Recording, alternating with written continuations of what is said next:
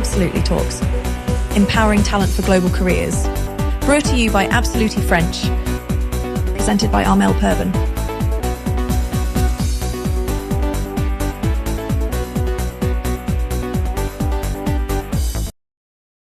Wow. Hi, everyone. Welcome. I'm really happy to have you here for this new episode of Absolutely Talks.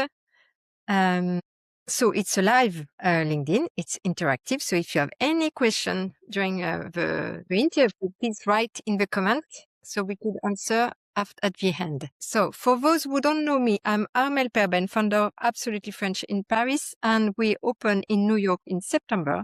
We work on a very specific part of international mobility. What happens when people arrive, not the policy, not the package, but real life, helping expatriates and their partners build autonomy, confidence, and a local life. Because that's what drives performance and retention. And today's topic is exactly about that. So because in mobility, we design everything from headquarters, but stability is not designed, it's experienced. So the real question today is, what creates stability when everything is moving? To explore that, I'm really glad to welcome Luc Stéphanie. Luc, you have worked across global HR, transformation, and mobility. And today you are also living expatriation from the inside in the US. So this conversation is going to be very real. So welcome, Luc, and let's start. Thank you, Armel. Thank you for welcoming me. Good morning, because it's a bit early here in US, but I'm glad to be with you and all of you guys today. Well, but maybe I can mention a bit about my background, Ahmed, if you agree. So I'm born and raised in Paris. I grew up in Paris, where I did study my HR in University of Dauphine. At the time, I was going at school, and I've been very quickly introduced in the world of integrations and international mobility, thanks to one of my first opportunity to work for a company which was at the time Bouygues Offshore, and Bouygues Offshore has been integrated by SIPM. So it was the first time where I really, let's say, enjoyed the transformation. So sorry, there's a bit of sun now. I will try if you give me just one moment. I'm sorry with that. Sorry for that. It's okay. Real sun. That's very live. Sorry, because it was not sunny when I made the test. So anyway, long story short, Armel, I was managing the working for SIPM, and in fact, it was my first experience as being integrated and managing a large M&A deal. My second, let's say, key step in my experience was when I decided to join Suez. At the time, I was working for a company that was 1 billion of revenue, almost 10,000 people, but with a very strong, let's say, impact when we were talking about international mobility. In fact, De Gremont was doing a lot of water treatment and wastewater treatment plant all over the world. So very, very international footprint. And I think that makes me a lot of where I am right now. Someone is also capable of working in a very international mindset. And we will come back later on this point, which is, I think, is how do you prepare people also for a such move. De Gremont really helped me to address this international mindset and experience that you need when you want to go and to go out of France. And I learned a lot about also managing some expatriate myself. So even before being an expatriate, I was dealing with almost 200 expatriates. We had at this time that was working in some country like some continent like Asia, Africa. It's sometimes in very isolated. So we need also how we prepare them for this big jump. And eventually, when Suez acquired GE Water, that was a pure global organization, a subsidiary of GE based here in US. I decided to move myself with my family and to settle here. Personally based in Princeton, New Jersey, but at the time I was working, the headquarters of GE Water was based in Pennsylvania, so not far away from here. So it was a big jump for me because at the time I moved to US, we were a family of, we are still, but one of my daughter now is studying in France, but at the time we were a family of 6, so it was really a big jump. So even personally, I can also share with you and answer any of the question, how was it for me and what made me decided finally to come here, and how I did, let's say, successfully take the role of the chief of HR of Veolia, of Suez, and then Veolia later on, where I learned a lot about integration and working in a different kind of culture. Thank you, Luc. So you've led HR in complex transformation contexts. Have you learned about what truly creates stability inside an organization when everything is changing? I think that a couple of things about the transformation and the change, because in fact, it's a bit like what we used to say in France now, porte ouverte, when you go and you talk about change and transformation. But in reality, the pace of this change and transformation has really accelerated. If I take when I joined DHL, my first company, and nowadays, I think that what makes and we'll talk a bit later on about the stability, but what makes difficult for people, then they need to change a lot. Whatever is an integration, whatever is sometimes what is going on out of your company, such as a COVID, when people have to face this kind of issue during the COVID crisis. Nevertheless, I think that there are things that are very important to maintain and that to keep people really engaged. The first of all is personally, are you in line also with the purpose of the company you're working for? Okay. Personally, I had the chance to work for a different company, but the one that I spent most of my time was dedicated to provide environmental services all over the world. So this purpose was so strong that I was always confident. The second point is also the value and the ethic that you share with people. So, I mean, it's a question of, for you is, I am the right company? Do I believe, do the values of the company are really the one that I personally want to share? Okay. And I believe in. And finally, I think that the best way also to go with also change and transformation is to, as a leader, is to bring a vision about what you want to do. Being sometime an HR leader during those time of transformation and change is a lot. But if you have a strong team, if you have a direction where you would like to go, and maybe a 3 years plan and maintain it, I think it's very important. And finally, and this is my last point, I've been with a lot of those moments of uncertainty, but I think that it's important to maintain transparency with your team, to be pretty concrete about what you know, what you don't know, because sometimes there are things that are moving on and you don't know, even as a chief of HR that I was in my last 2 jobs. So it's also this kind of transparency and contact with the team and the communication, and that we will come back later on this, but that's also something that I learned a lot here in US. Yes, very interesting. Thank you. And transparency, I totally agree. And it's something difficult sometimes. When companies face high turnover, they often focus on compensation and benefits. In your experience, what do they still misunderstand about retention? It's a very critical point. If I'm talking about my experience right now here in US, compensation and benefit is very key. And why so? Maybe compared to Europe, because living and and that's the topic. Maybe everybody, even those who are not living in US, are familiar. No, is the cost of living in US. Okay, so we've got a lot of pressure from a financial standpoint, because the education and because your retirement, that is you personally funded. They cannot count only on you and your work. Okay, so there is an extra pressure compared to Europe about the compensation. Nevertheless, I'm personally fully convinced, and this is one of the reasons I choose to be an HR leader, and I spend a part of my career in developing talent. What makes people stay in your company is what you offer to them in terms of career path, in terms of mobility. And I am pretty good example, if I'm used to say, because 17 years that I spent in Suez and Veolia, I've been in a lot of different roles and challenges, sometimes operational, sometimes corporate role. Okay, so that was this good balance, sometimes in France, sometimes out of France. So I think that the talent development remains for me the main challenge for all of us. And is a way for the best way to retain people in the long term is to project themselves. The point that I would like also to add in terms of being in the right company that make people stay with you is also how the company is update with what is going on. I'm just wondering, everybody can ask him this question right now. If you see the impact of the AI revolution, everybody must question himself if I am in the right company that is really embracing the AI revolution and preparing us for the future. You can imagine that if you are in an industry or technology company that doesn't take care about it, and I'm sure it is most of the time they are taking care about it, there is a risk that at a certain point they will have a kind of gap between your knowledge, your experience, finally, and what is going on in the market. So also being in a company is always ahead in terms of technology, in terms of research, in terms of innovation. I think is also a way to keep people motivated. And we have a lot of good examples of companies that are doing so in France or out of France. But that's, I would say, the main point for the company right now is how do you ensure that you give a bit of visibility to your talent and they are sure that they are in the right place at the right time.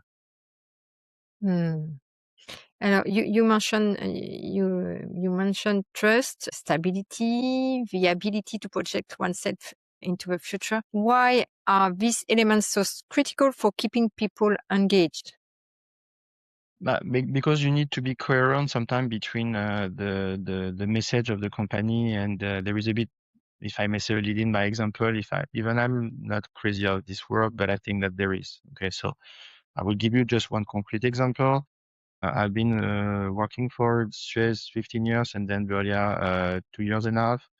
And the time I was working for them, I only met 2 chief of HR at the group level. Okay, so there was this kind of stability for me. I know that there was someone that was about following me, taking care of me in a way that was really know what I was capable of doing. Okay, so you create a kind of different kind of vision and work being in such a environment where sometimes in fact the permanent changes at some company and some of them they are do it unfortunately on purpose. Okay, that can be really a bad point because yes, you start to question yourself.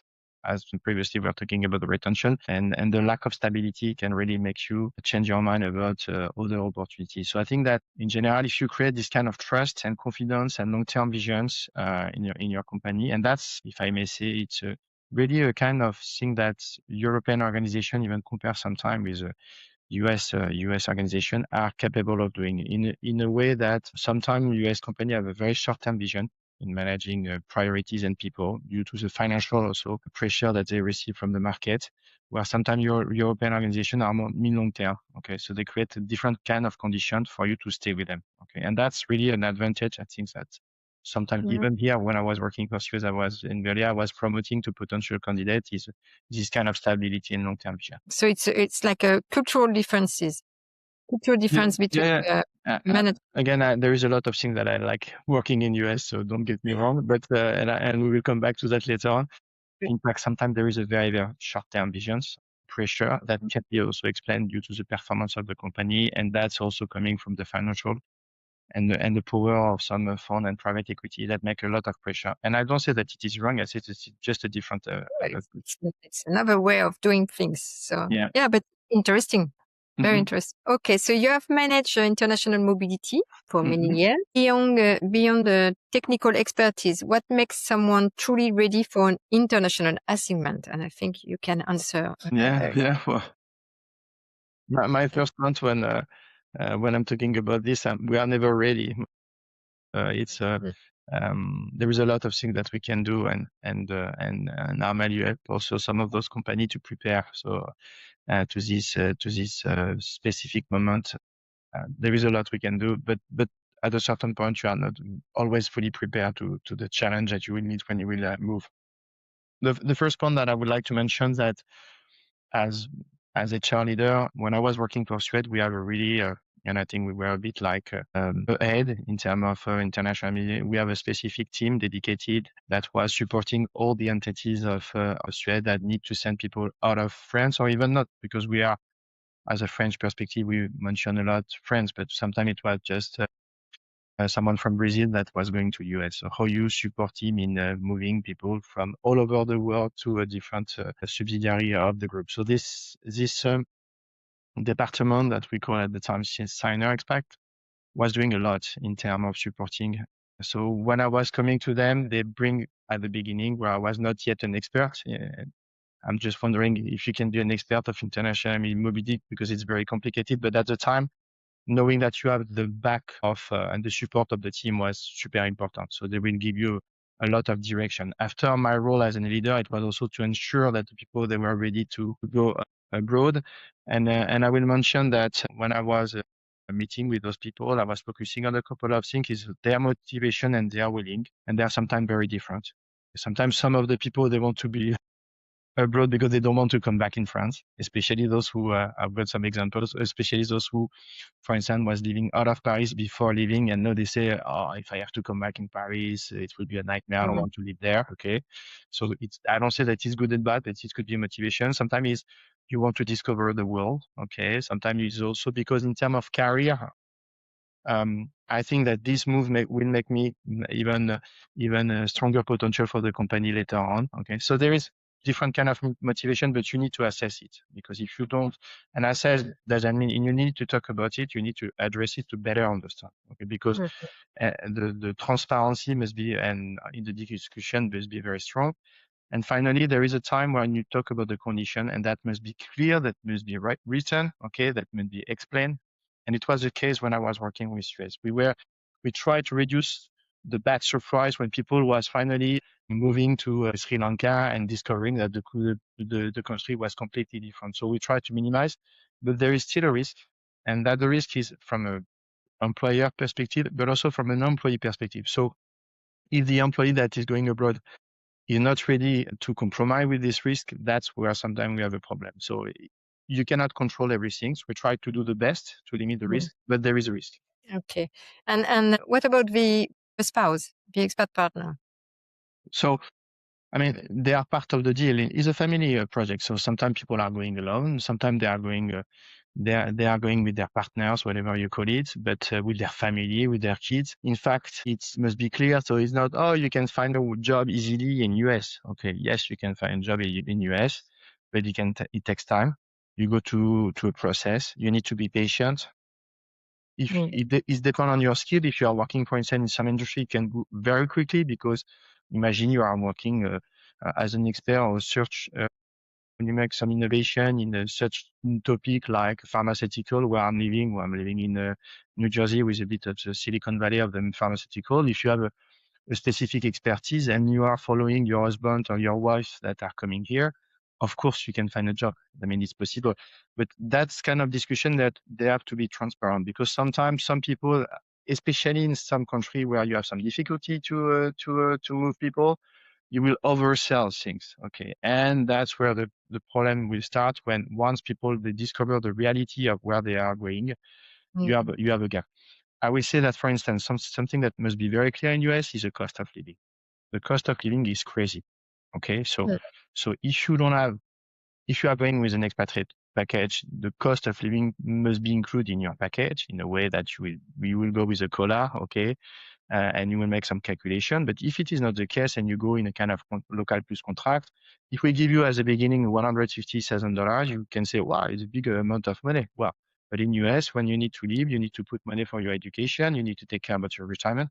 It's not anymore what you can compare in France. Okay, so that concept of being clear from the day one and the beginning is really one of the key success factors of the move of the people. Totally agree. And I think, don't forget, you move humans, I would say. What are the most common mistakes company make when they send people abroad without enough preparation? What do you think? The most common mistakes? Again, is an expertise. So there are people so it's also depend on I remember when I was going abroad, and I was also talking with other expatriates, that the chance that I have to work for a company such as Suez, that helped me personally. Okay. From the day one to the time I was really settling in the country, in Dubai, when I moved to Dubai, and in New Jersey, when I moved in New Jersey, how they were professional and how they were supporting me all along the process. So I know that you need this expertise. Okay. That could be inside your company, within the company. If you have any question of volume, if you have 2 expatriate buyers, you are not going to pay a full department to support you. But in the case of Suez, we were at the time almost 87 people all over the world. So it was, I mean, not 87 expatriate, but a lot of expatriate within our employees. So it was making sense. So I think that this expertise you need. If you don't have it, sometimes you have a lot of consultants that are working, and people also like you, Amel, that are here to support and to help the company. But you need to go to that, because if you don't prepare and if you don't really support the process, it could be a real nightmare for the people. I think also in terms of mistakes that I have seen sometime, at the time I was working for Suez, I had the chance to be both in the French, based in Paris in the headquarters, and we had a lot of organizations. So someone of La Lyonnaise des Eaux, and so people that were coming from more French culture, going from the French culture, for instance, to international in one step, it's not enough. You need to be prepared, and that was Suez International was doing so. Okay, so there was a kind of time where you were really working for the international organization based in Paris, just to be more familiar. Sorry, with the culture of international, because the culture is completely different. The openness, the understanding the language also. So I mean, is a basic thing. Okay, but if you don't speak any English, or your English is basic, it's not easy to go abroad and to be respected, to be understood. So there was this kind of time where you were waiting for before going. Okay, and that was my case. I spent almost 2 years, 18 months with Suez International in the Grémont before moving to Dubai, and it helped me a lot, because once you are there in your new assignment, you realize that what you have created before leaving, the network, all those things that counts. So that's the kind of mistakes that I see sometimes, is a lack of international awareness and international culture. After, to be honest with you, now if you see graduated people just after their university and college, are already so international compared where we were 25 years ago, that most of them, they're already prepared for this jump, because they already had an experience. You know what does it mean. So I don't see that anymore as the major issues, but it's still a point of attention. Yeah, very interesting, and really true with the youngest generation. Now that you are living in the US as an expat with your family, what do you see differently compared to your previous HR leadership perspective? Well, so I used to say that I mean, as we were preparing the session together, I was wondering if I am still an expat. Okay, so it doesn't mean that I renounce to my French citizenship. This is not the point at all. It was more in the term of living the experience. Okay, because if I see Dubai, it was you don't mix a lot with the local people. It was completely different. That here, after a certain point, you need to embrace more this American way of life. Okay, that is something a bit different. So, long story short, I mean, I had two different really experiences here in US. The first one, I was working for global organizations, former G Water, so very international in the mindset.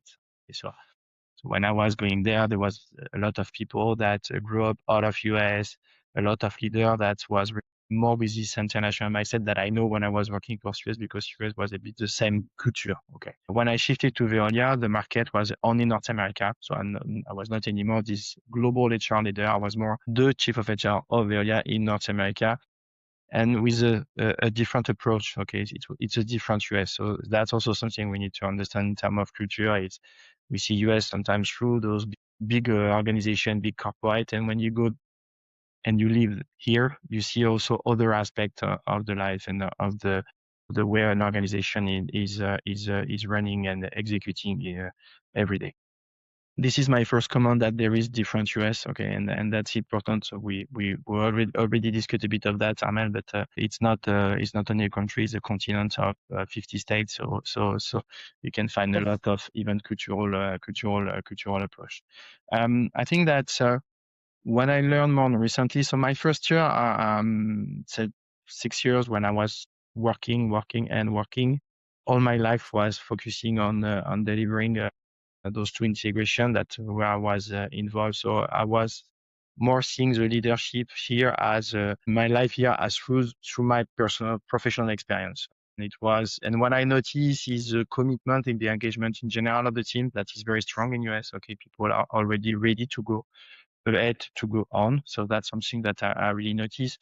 But step by step, I discover something a bit different. Okay, this nuance. Okay, that's I was not very, very clear for me. So they are more, let's say, a contractual that we are. Okay, so their relationship with their employer is completely different. They can, and it is true, lose their job in 1-2 days. Okay, so it's pretty frequent that we come to you on Thursday and Friday. You say, okay, you are leaving the company and you don't go with this kind of process of explanation that you have for many reasons in France because of the unknown, because of the law. And that's not good or bad. It's just a different kind of approach. So the relation and the emotion that people put with their employer is completely different.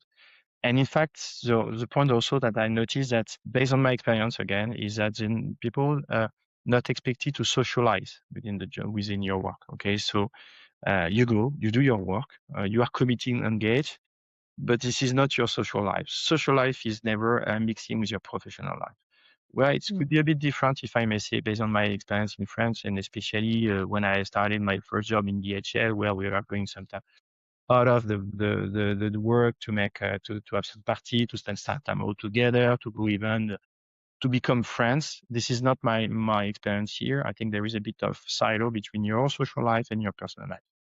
If I'm coming more with what I experienced recently, and I will try to be quick because we must have some time for the Q&A, is that the social life is important, and how you support your kids all day long, how you engage yourself in your community, how you are working for a non-profit, for instance, how you finally commit yourself to something that is more local, that's your job, that is sometimes, I will not summarize that only contractual, but it's a bit different. So that's something that I really noticed recently because the fact that I step back also with my work, I have maybe a different vision and I better understand the culture that we have here in US. Alors, it's the last question before the question from the people on LinkedIn. So if you have any question, can you ask it now on LinkedIn? So it will be easier before I do the last question. What do companies still underestimate about the reality of expatriation, especially when it comes to family life and integration? So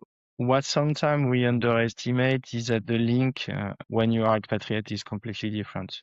And that's my last example. And that's something when I was working for Suez in Tower CB21 in La Défense, when I coming back at the night, taking care of my kids, sharing a nice meal with my wife, enjoying the life, Suez was not with me anymore. When you are abroad, you are assigned by a company, which was my case. Okay. So this link never disappear and never still exists. Okay. And so there is this common responsibility between the employer and the employee. Okay. That is already with you. Okay. If I came to US at a certain point, it's because Suez sent me to US. Okay. So that's my life, personal life. I changed also because of my job, which is not always the case when you are living in an experience in France, for instance, where you don't know what you will be doing next, and next could be next week. Okay, so here, no, I was sent by Suez. I was, let's say, engaged for a time of assignment. So that's great, really change completely the relationship with your company. And that's why it's important also sometime with the support of your HR, if you are in an operational person, for instance, here in US, to connect with people from Paris, to ensure that there is no kind of misunderstanding, and this link is very clear, and that's why you need this kind of transparency that I mentioned a lot before. Yes, thank you. So I have one question. What is one cultural difference between Paris and New York that you personally love? So well, I mean, I love New York. I love Paris too. New York is I used to say that in a city, even in never been, you know him. Okay, know it because the city is so particular, the atmosphere is so particular. There is thing that I like in New York that is always running. Okay, so it's always moving. After is also sometimes a bit a rough city. Okay, so it's a bit of pressure in the city in a way that if you want to succeed, you need to move on. And if there is no success for you, that will be rough. So there is this kind of always pressure, but the city is so fantastic that it's always a pleasure to be there. I'm a bit out of New York, so it's just 1 hour by train. But every time I'm going, I'm always seduced by the city and the speed of the city. Okay. Alors, another one. What is your favorite place in New York and why? Wow. So there is two of them. So of course there is the Chelsea because it's a bit out of the I'm not very crazy about everything that is more closer to Central Park, to the north, because it's Times Square is crowded, it's sometimes too much for me. So I'm a huge fan of Chelsea. It's really a place that I like. And the second is also because I'm a big fan of basket, is the Madison Square Garden. So it's a place where I used to go and watch some games. So it's really a place that I like very much. So that's the two places, my two favorite places. Okay. But I just want to add some things about New York. New York is really different. So it's very important to have that in mind from everything you can experience out of in US. Okay. So it's, yes, if you go and you go to someone to Toulouse and Bordeaux and you are talking about Paris, there is a difference. But here, even the gap is more important. So there is really the US and with these differences and New York. So it's and I mean, I'm not far away. I'm 1 hour by car from Philly. I'm going a lot to Philly. Philly is a completely different life, completely different city compared to New York. New York is very specific and very unique. So that's why if you send people to New York, or if they are going the rest of the year, you have to take that into consideration. It's a completely different life. So I know that there is a lot of young graduates that like being in New York, and I understand that. But out of New York, the life is good also. Okay, so it's personally, I'm very happy what I'm experiencing here in Princeton, but it's a different expatriate life. Yes, I always say the same for France. If you compare Paris to Marseille, it's completely different. Alors, another question from Erin. Have you found office culture in the US less hierarchy than office culture in France? And then, if so, do you like that or dislike? Yeah, I think it's a very good question because we didn't mention that. So in general, I will say that is less hierarchical, really less. Yeah. But, and here again, the chief is a chief, even I don't like to say that. So sometimes you need to please a bit. So in a way that, yes, you need to do what your chief wants you to do. Sometimes it's part of the professional life. Okay. So yeah, there is always this risk, but generally speaking, I mean, I like it. Okay. It's less hierarchical, less pyramidal, more open to discussions. Okay. And pretty relaxed and cool, if I may say. Again, we come back to the difference between New York and the rest. But when I found here, when I was working with the people, they are always engaged, easy to work with. So it's different. You don't have this complexity also because probably the expectation of the people are different. I have to echo what I said before around the relation with the work, okay, is less emotional, more contractual. So that makes your job sometimes easier. After, if you are waiting for your job to bring you day-to-day fun and a lot of joy, I'm not sure that this is the best way to. If you want something that is very clear in terms of priority, I think it's I really enjoy. Just see there is another question. No more question. So I just have, I have my last question before we close is if you had one message for HR leaders and global mobility teams listening today, what will you say to them? Well, I think that the chance that I had when I joined, Suez, and even in Saipem, it was really already very organized. I was traveling a lot. So I was visiting our different sites all over the world just to better understand. So because sometimes when you are in international community, you are thinking that why you go to New York, why you are going to Dubai, that will be all of the conditions, they are great, everything is nice. Why all my expatriates, they are always complaining. And this is not completely false because sometimes they are complaining a lot. And I was the same when I was working with expatriates.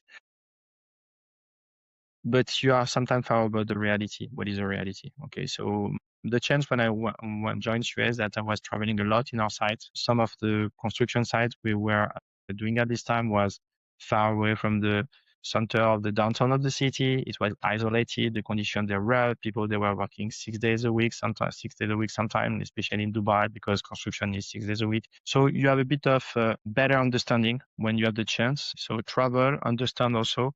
My second point, and we didn't mention, is that as mistakes, when you ask for the mistake that you can do, is do not underestimate the collaboration between the headquarters and the local entities. A lot is done locally in terms of immigration, in terms of payroll, in terms of benefits, okay? So it's not just I send people abroad, but how I coordinate locally, because when you arrive locally, and I remember that some people sometimes we didn't know it was coming, so that was That happened sometime at the time I was working. I will not say for which company, but the coordination between the two is very critical, because sometimes here they say, wow, that's US staff. We don't know, we don't understand their package, their expatriate. So having this kind of coordination is very critical. So yes, my last word is, do not hesitate, as in when you have the chance to be in a company that is open enough to, in fact, experience a bit personally, go on site, understanding the conditions.